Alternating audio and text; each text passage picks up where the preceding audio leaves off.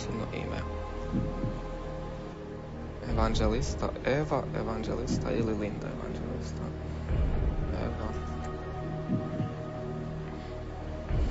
Pa, možda bi publika to znala.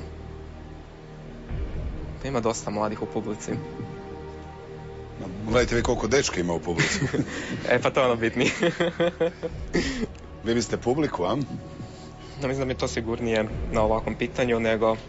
Pa možda prije da popolovimo, nema što izgubiti. Sumnjam da će mi ostati Mos i još netko. Evanđelista. Publiku čuvat za jače pitanje. Možda, evo, predlažem. Ja ne znam, meni se čini da publika je bolje možda za ova niža pitanja. Ne znam.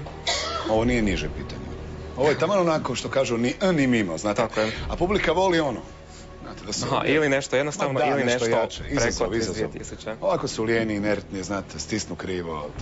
Da. Ako ostane vaša dvojba, ustanite, počastite me jednim šamarom i to je to. Pa da. Jer ja sam kao kriv što sam vas nagovorio. Hvala. Dobro, D smo sigurno eliminirali, samo da se još jedno razmislim. Evanđelista. Eva, evanđelista. To mislim da nije sigurno.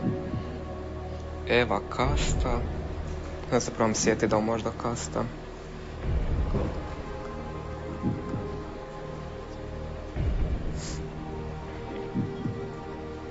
Prepolovite, onda razmišljate samo o dva prezimena. Ajde, pola ću uzeti ipak. Dobro, neću vas ošamariti.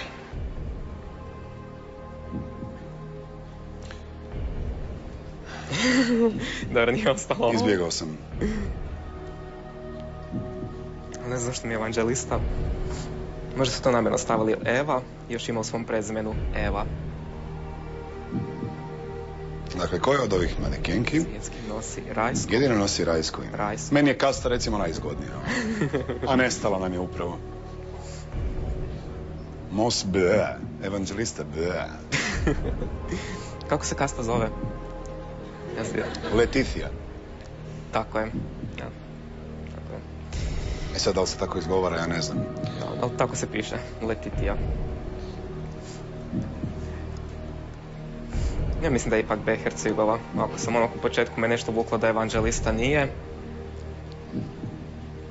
onda ću reći B. Hercegova, moj konačni odgovor. Ako sam povodio. Hercegova, da? Dakle, Kasta je Letitia. E sad kako se čita, valjda je Leticia, jel? Mos je Kate, evanđelista je Linda, Hercegova je Eva. Točan odgovor na 9. pitanje. 16.000 kuna, Tomislave, za vas.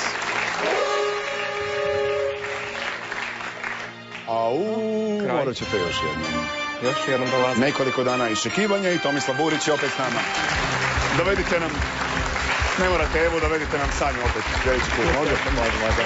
Cijenjene dame i štovana gospodo, dobijete još 1 milijunaš. Hvala što ste bili s nama i ugodan ostatak večeri.